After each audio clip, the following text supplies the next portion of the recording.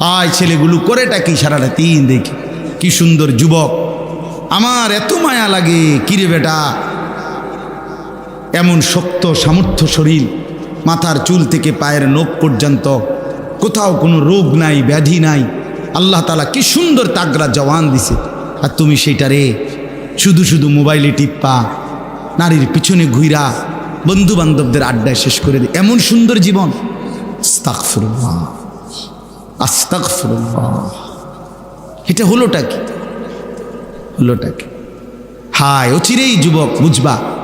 আমার বন্ধু, আজকে হয়তো 3 রাত না ঘুমাইলে ঘুরলে টের পাও না, সারা রাতও যদি না ঘুমাও হয়তো কিছু মনে হবে না, কিন্তু ঠিক বরাবর বয়স যখন 40 হবে, আমার নওজোয়ান বন্ধু, যদি আল্লাহ হায়াত দেয়, 40 বছর পূর্ণ হবে যেদিন, 41 বছর শুরু হবে যেদিন, সেদিনই বুঝবা এই পিছনের 40 বছরের জওয়ানির জিন্দেগি এবার ভাঙতে শুরু করছে, এবার সূর্য ডুবতে শুরু করবে।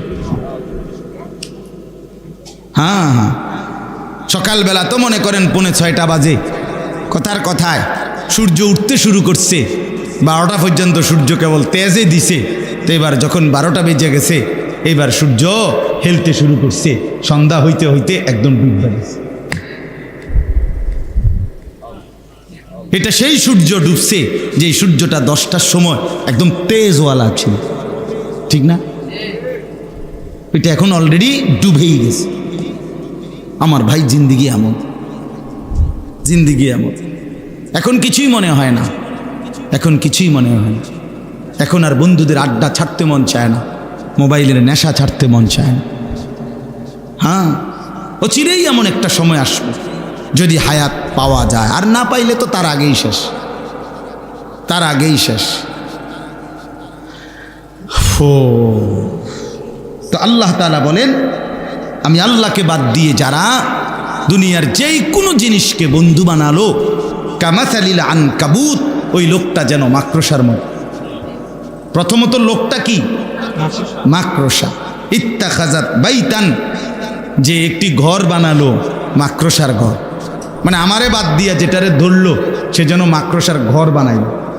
ওয়া ইন্না আওহানাল বুয়ুত লাবাইতুল আনকাবুত, আর এটাও জেনে নাও বান্দা, সবচেয়ে দুর্বল ঘর মাকড়সার ঘর। অর্থাৎ আমি আল্লাহরে বাদ দিয়ে যদি গোটা পৃথিবীটাও তুমি তোমার সঙ্গে লাও, তারপরও মনে রাখো এটা একদমই দুর্বল, একদমই দুর্বল, একদমই দুর্বল। গোটা পৃথিবী আপনার পক্ষে, কিন্তু আপনার ফ্যাটে অসুখ, আপনার বেল আসেনি। হ্যাঁ, 1 ঘন্টার মধ্যে আপনি 4 বার বা 6 বার বাথরুমে গেছেন, আপনি যে হুইটা লাইলেন, আপনার না বহুত বড় মাত বড়, আপনার ফুট না ইটালিতায়। কথা বলেন না কেন? আপনার ফুট না কি থাকে? ইটালি থাকে। আপনার না বাইরে বিল্ডিং করছেন, তার মধ্যে ছিটকে গেছেন, কি সমস্যা কি থাকে কাকা? হ্যাঁ, কইয়েন না হুজুর, মনে হয় না আর বাথরুম কিতা সমস্যা কি থাকে, শুধু যাইতে আছে বাথরুমে, শুধু যাইতে আছে আর আইতে আছে। কি হইছে? পায়খানা পড়ছে, পায়খানা।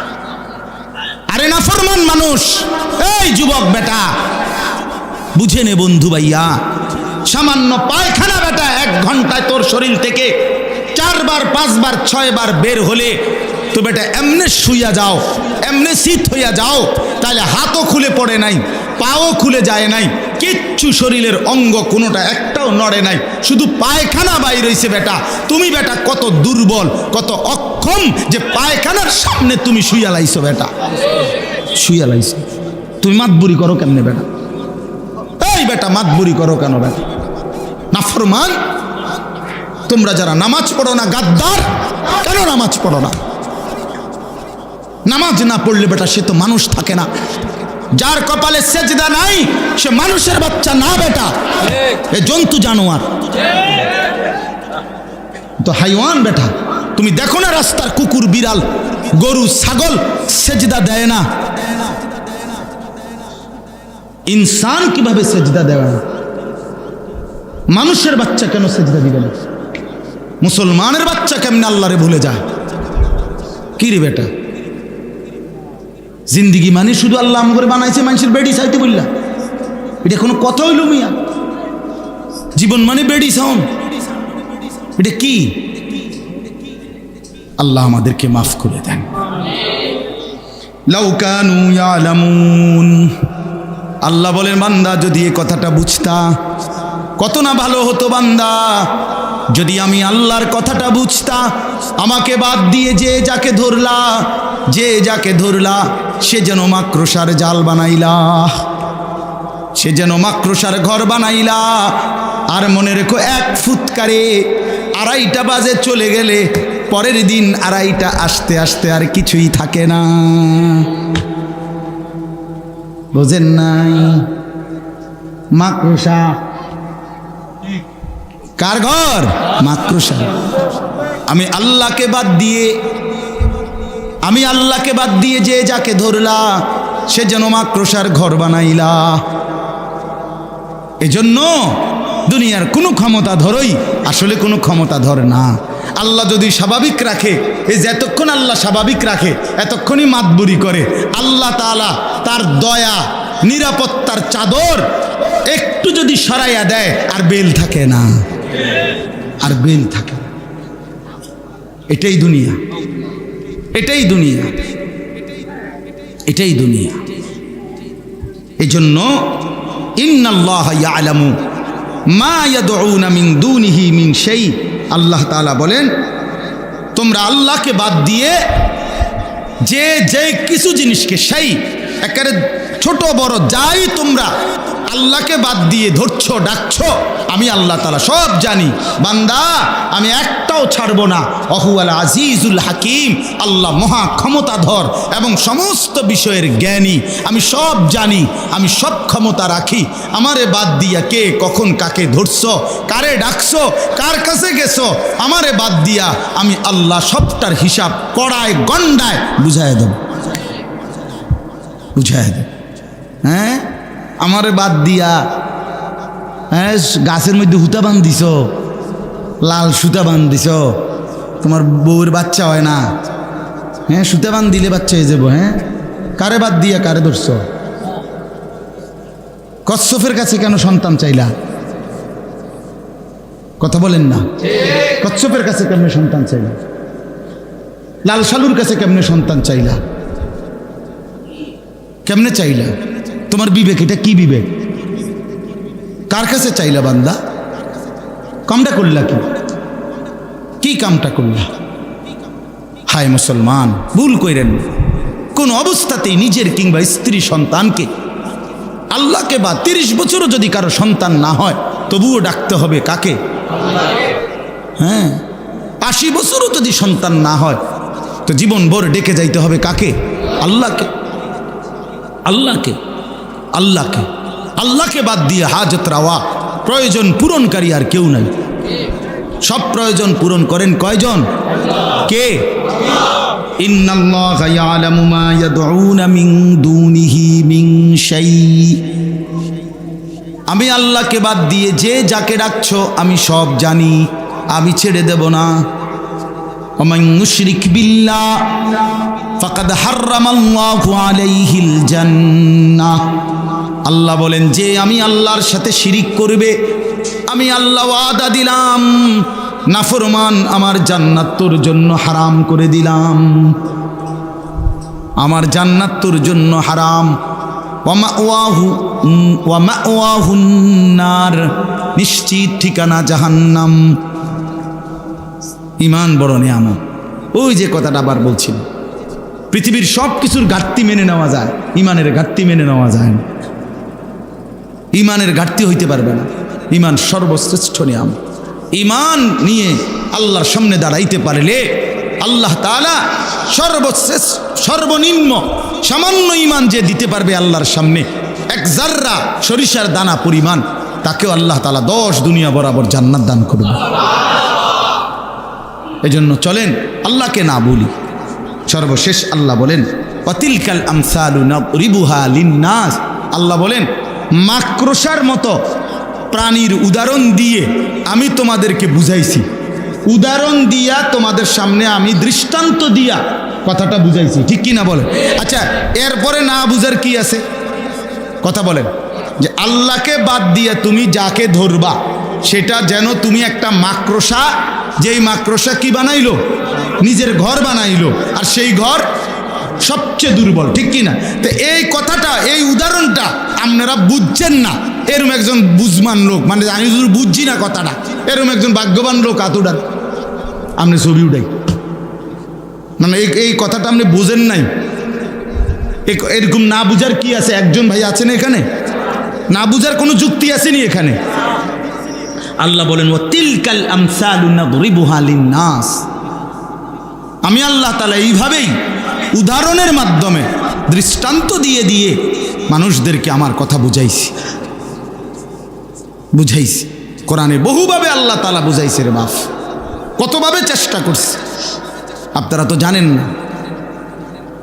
কোরআন শরীফে আছে একটা আয়াত, বড় বেশি, আমার সবচেয়ে বেশি কলিজার মধ্যে লাগে কোরআনের যেই আয়াত, সব আয়াতই দামি, সবচেয়ে বেশি হিট করে, যেটা আঘাত করে, আল্লাহ তাআলা কোরআনুল কারীমের মধ্যে বলছেন ফাবি আইয়ি হাদিসিন বাদাহু ইউমিনুন, আমার বান্দা আমি আর কোন কথা বললে, কেমনে বললে তুমি বিশ্বাস করতে? আমি এতভাবে বললাম, 23 বছর 30 পারা কোরআন আমি একটা একটা করে আমার বন্ধুরে দিয়া বলাইলাম, আর কি বললে, কেমনে বললে তুমি আমি আল্লাহর কথা বিশ্বাস করতে? হ্যাঁ, হাসরের ময়দানে আল্লাহ জিজ্ঞেস করবে, যুবক ভাই, আল্লাহ বলবে বান্দা আমার মতো আল্লাহ পেয়ে, মুহাম্মদ সাল্লাল্লাহু আলাইহি সাল্লামের মতো রসুল পেয়ে, ইসলামের মতো ধর্ম পেয়ে, কোরআনের মতো কিতাব পেয়ে, এই চারটাই সর্বশ্রেষ্ঠ, আল্লাহও সর্বশ্রেষ্ঠ, রসুলও সর্বশ্রেষ্ঠ, কোরআনও সর্বশ্রেষ্ঠ, ইসলামও সর্বশ্রেষ্ঠ, চারটি সর্বশ্রেষ্ঠ নিয়ামত পেয়ে এর পরেও বান্দা কেমনে নষ্ট হইল, কেমনে বরবাদ হইল, তুমি কেমনে জাহান্নামী হইলা? ফেরেশতারাও তো অবাক হয়ে যাবে, কোরআন শরীফে আছে মিয়া, ফেরেশতারাও তো আশ্চর্য হয়ে যাবে। আলাম ইয়াতিকুম নাদির, ফেরেশতারাও জাহান্নামীকে জিজ্ঞেস করবে, কিরে ভাইয়া তোর কাছে কি কেউ কোনোদিন জাহান্নামের ভয় দেখায় নাই? মানে ফেরেশতা পর্যন্ত অবাক হবে, আল্লাহ এটা তো আখিরি পয়গম্বরের উম্মত, ওরে কেমনে জাহান্নাম দেব মাওলা? ফাকাইফা ইদা জিনা মিন কুল্লি উম্মাতিন বিশাহিদ ওয়া জিনা বিকা আলা হাউলাই শাহিদা। এই আয়াতের একটা ব্যাখ্যা হইল, আল্লাহ বলেন বন্ধু হাসরের ময়দানে আপনি বন্ধুকে সামনে নিয়ে আপনার উম্মতের আমলনামা আমি পেশ করব। তাফসীরের মধ্যে আছে আল্লাহর নবী এই আয়াত শুনে অঝরে নবীজি দুই চোখ বেয়ে কাঁদতেছিলেন। মুহাদ্দিসিনে কেরাম বলেন কেন কাঁদলেন নবী? নবী ভাবতেছিলেন, হায় আমার আল্লাহ যদি আমার সামনে আমার উম্মতের আমলনামা খোলে, আর আমি যদি আমলনামার মধ্যে বন্দিগি না দেখি, নাফরমানি বেশি দেখি, তাইলে তো আমার উম্মত আমি আল্লাহর সামনে বেইজ্জতি হব, ছোট হয়ে যাব।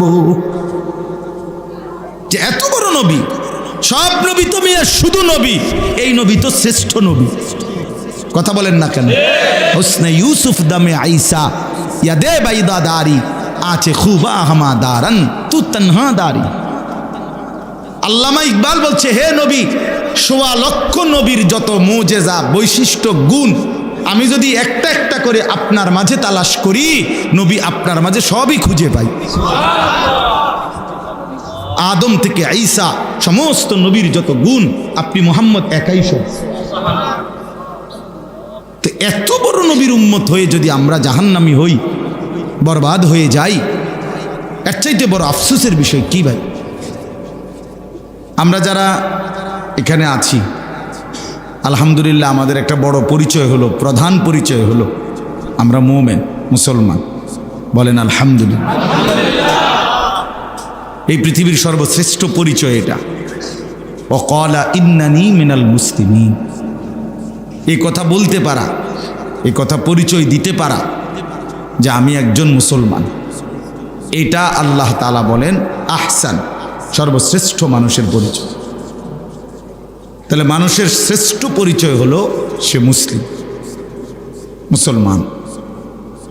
এটা তার জীবনের মানুষের সর্বশ্রেষ্ঠ পরিচয়। আর আল্লাহ তাআলা দয়া করে এটা আমাদেরকে দান করেছেন। এই 7 আসমান এবং 7 জমিনের মধ্যে যত কিছু আছে সব কিছু আল্লাহর দান, সব আল্লাহই দিয়েছে।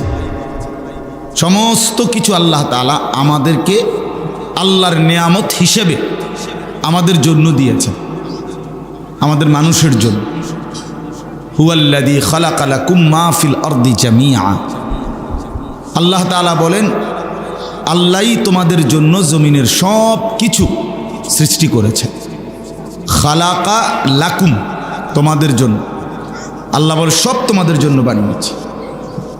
সাখখারা লাকুম মা ফিস সামাওয়াতি ওয়াল আরদ। আল্লাহ তাআলা বলেন 7 আসমান জমিনের সব কিছু আমি তোমাদের অধীনস্থ করে দিয়েছি, বশীভূত করে দিয়েছি। আমি আল্লাহ যদি বাতাসকে তোমরা নিয়ন্ত্রণ করার শক্তি তোমাদেরকে না দিতাম তো তোমাদের বিমান উঠত না।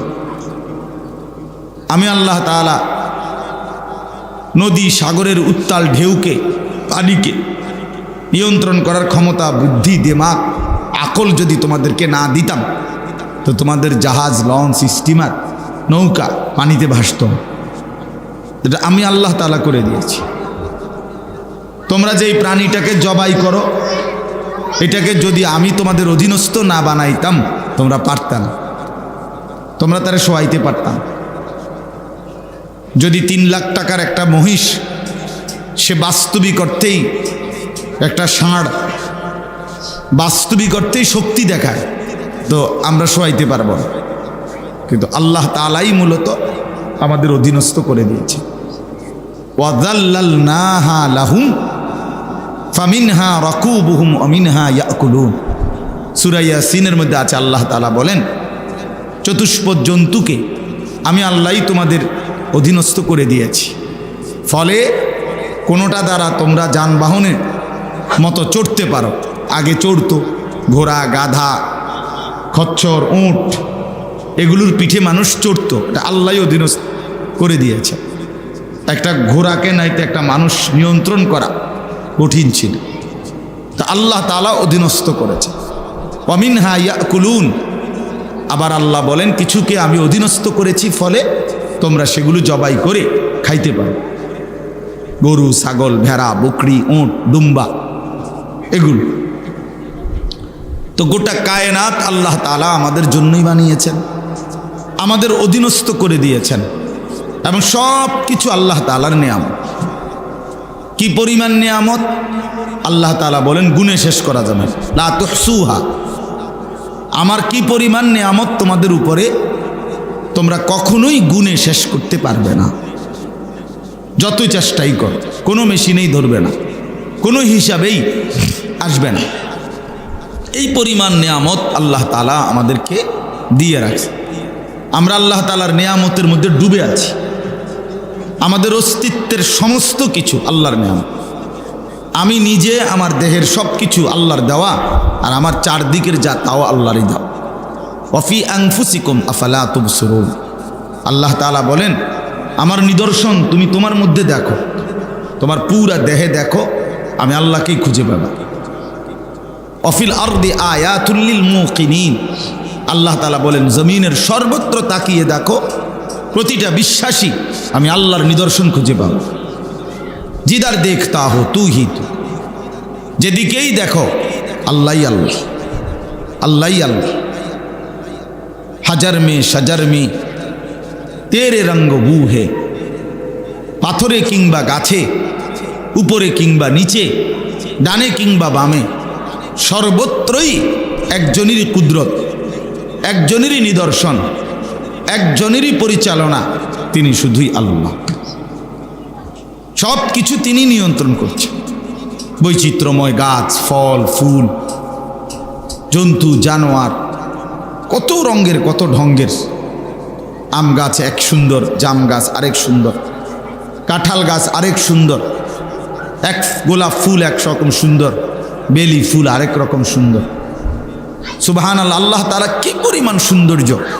এক এক পাখি এক এক সুন্দর, এক এক ফুল এক এক সুন্দর। কত কোটি সৌন্দর্য আল্লাহ তাআলা এই জমিনের মধ্যে দিয়েছেন। ইন্না জাআলনা মা আলাল আরদি জিনাতাল লাহা। আল্লাহ তাআলা বলেন, জমিনের সব কিছু আমি বানিয়েছি সৌন্দর্য হিসাবে, জিনাত, কোনো কিছুই অসুন্দর না। কালো মানুষটাও সুন্দর, সাদা মানুষটাও সুন্দর। তুমি মনে করো সে কালো, কালোদের দোষ, এটা তুমি কেমনে বুঝছো? কালো রং এটা যে ত্রুটি, এটা যদি ত্রুটি হয়, এটা অসুন্দর হয়, তাইলে রাত্র না হোক। কথা বলেন না? রাত অন্ধকার হয় না, কালো হয় না, তো কালো যেহেতু অসুন্দর, তো তাহলে রাত না হোক, অন্ধকার না হোক, তো তখন কি হবে? প্রচণ্ড রোদ আর তাপ আলোতে যদি সারাক্ষণই থাকে, মানুষ প্রশান্তির ঘুম, আরামের ঘুম কেমনে যাবে? দিনের ঘুম আর রাতের ঘুম বরাবর হয় কখনো? কখনোই কখনোই না। আল্লাহ তাআলা কোরআনুল কারীমের মধ্যে আছে, আল্লাহ তাআলা বলেন, আমি যদি টেনে লম্বা করে দিনটাকে কিয়ামত পর্যন্ত দিন, মান ইলাহুন গায়রুল্লাহ ইয়াতিকুম বিলাইলিন তাসকুনুনা ফীহি, তাহলে বলো তো তোমাদের আমি আল্লাহ ছাড়া আর কে আছে যে তোমাদের জন্য রাত এনে দিবে, যেই রাতে তোমরা ঘুমের মাধ্যমে প্রশান্তি লাভ করবে? সেটা কোত্থেকে পাইবা? তাসকুনুনা ফীহি, সুকুন, প্রশান্তি পাইতা রাতের ঘুমের মাধ্যমে, সারা দিনের ক্লান্তি মেহনত দূর হইত। তো সেটা কিভাবে পাইবা? এজন্য আল্লাহ তাআলা বলেন, জিনাত আল্লাহ, জমিনের সব কিছু সুন্দর, সাদাটাও সুন্দর, কালোটাও কি সুন্দর, হাবশি গোলামও সুন্দর, আবার আরবের সুন্দর মানুষটাও সুন্দর। কারণ সবটাই আল্লাহর হাতের সাধন। আমার মালিকের হাতে অসুন্দর কিছু হইতে পারে না, অসুন্দর কিছু হইতে পারে না। আল্লাহ তাআলার হাতে সব। আল্লাহ তাআলা নিজে বলছেন, ফি আইয়ি সূরাতিম মা শাআ রাক্কাবাক, আমি আল্লাহ তাআলাই যেমনটা চেয়েছি আকৃতি দান করেছি। তাহলে উনি সুন্দর কেন, ইনি কালো কেন? উনি একটু বেকুব দেখে কালো নাকি? কথা বলেন না কেন? ওনার ফসা কম দেখে কালো না। আল্লাহ বলেন, এটা আমি সাজিয়েছি বান্দা, সূরাত, সৌন্দর্য আমি দিয়েছি, এটা আমার ইচ্ছা। তো এই জন্য গোটা কায়নাতের সমস্ত কিছু আল্লাহ তাআলা আমাদের জন্য দিয়েছেন, সুন্দর করে সাজিয়ে দিয়েছেন, আমাদের জন্য নিয়ামত দিয়েছেন। এই প্রথম তো এটা বোঝা উচিত, আল্লাহ তাআলার নিয়ামতের কদর, স্বীকৃতি নিজের কলিজার ভিতরে থাকা চাই। আমরা সামান্য দুনিয়ায় কেউ একটু নাস্তা করাইলে, এক কাপ চা খাওয়াইলে আমরা এটা মনে রাখি, ভদ্রতার কারণে পরবর্তীতে সে যদি কখনো ডাক দেয় তো তার ডাকে সাড়া দিয়ে তার পিছে পিছে যাই। কেন? লোকটা আমার 2 দিন আগে এক কাপ চা একটা বন খাওয়াইছিল, এখন ডাক দিছে, এখন না গেলে কেমন দেখায়? আমি তো খাইছি। তাহলে এক মানুষ যদি মানুষের সামান্য এক কাপ চা এবং বনের ভদ্রতা দেখাইতে পারে, তো এত বড় কায়নাত যিনি আমারে দিয়েছেন, 24 ঘন্টা আমার জন্য যিনি এই কায়নাত সৃষ্টি জগৎ দিয়েছেন, তো তার প্রতি কি কৃতজ্ঞতা আদায় করা উচিত না? তো যারা নামাজ পড়লেন না তারা কিভাবে কৃতজ্ঞতা আদায় করলেন বলেন ভাই? সারা রাত ঘুমের পরে যারা ফজরের নামাজ পড়লেন না তারা কিভাবে কৃতজ্ঞতা আদায় করলেন? যুবক ভাই তোমরা বলো, আজকের সারা দিনে যারা এক ওয়াক্ত নামাজ পড়ো নাই, তোমরা আল্লাহ তাআলার এত বড় সৃষ্টি জগৎ উপভোগ করার পরেও বিনিময়ে আল্লাহর সাথে এত বড় গাদ্দারি, এত বড় এটা পারলেন? আল্লাহ তাআলা জিজ্ঞেস করবে হাসরের মাঠে, বান্দা তুমি কেমনে পারলা? তোমার বিবেকে কুলাইলো কেমন?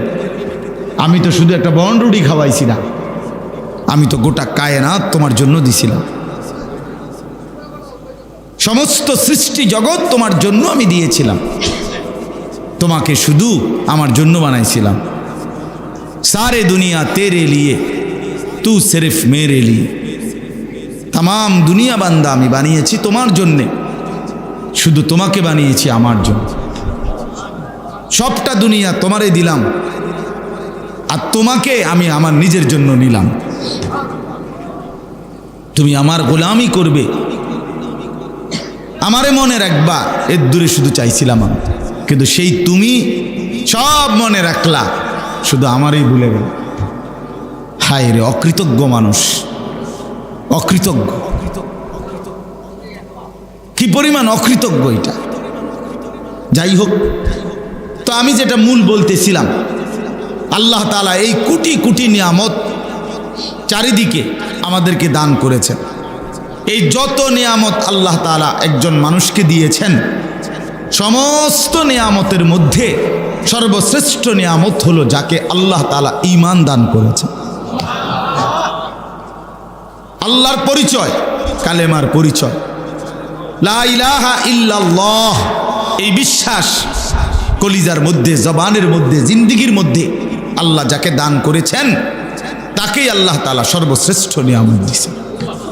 যারে আল্লাহ ঈমান দিয়েছেন, যারে আল্লাহ ঈমান দিয়েছেন। এই গোটা পৃথিবী যদি 1012 কেউ পায়, আর যদি ঈমান থেকে বঞ্চিত হয়, লা ইলাহা ইল্লাল্লাহ থেকে বঞ্চিত হয়, কালেমা থেকে বঞ্চিত হয়, আল্লাহর কসম সে কিছুই পায় না। আর ঈমান পেয়ে, আল্লাহকে পেয়ে গোটা পৃথিবী যদি মোটেও না পায়, সে কিছুই হারায়নি, কিছুই হারায়নি। এজন্য ঈমান সর্বশ্রেষ্ঠ নিয়ামত, সর্বশ্রেষ্ঠ নিয়ামত। একজন বড় বুজুর্গ ছিলেন সুফিয়ান ইবনে উয়াইনা রাহমাতুল্লাহি আলাইহি। উনি বলতেন, মা আনআমাল্লাহু আলা আবদিন মিনাল ইবাদ নি'মাতান আ'যামা মিন আন আররাফাহুম লা ইলাহা ইল্লাল্লাহ।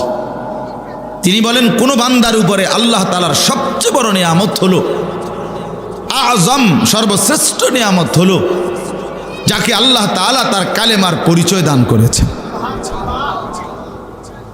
যে তার ঈমানটা ঠিক রাখতে পারছে, ঈমানটা পাইছে, ঈমান আল্লাহ তাআলার সামনে পেশ করতে পারছে, এই ঈমানের দৌলতটা ঠিক রাখতে পারছে, আল্লাহর কসম সে সর্বশ্রেষ্ঠ নিয়ামত অর্জন করেছে। ঈমানের মোকাবেলায় গোটা পৃথিবী মূল্যহীন। রাসূলুল্লাহ সাল্লাল্লাহু আলাইহি ওয়াসাল্লাম বলেন, 7 আসমান ও জমিন যদি এক পাল্লায় রাখা হয়, আর কালেমা লা ইলাহা ইল্লাল্লাহ যদি আরেক পাল্লায় রাখা হয়, তো নিঃসন্দেহে ঈমানের পাল্লা, কালেমার পাল্লাটাই ভারী হবে।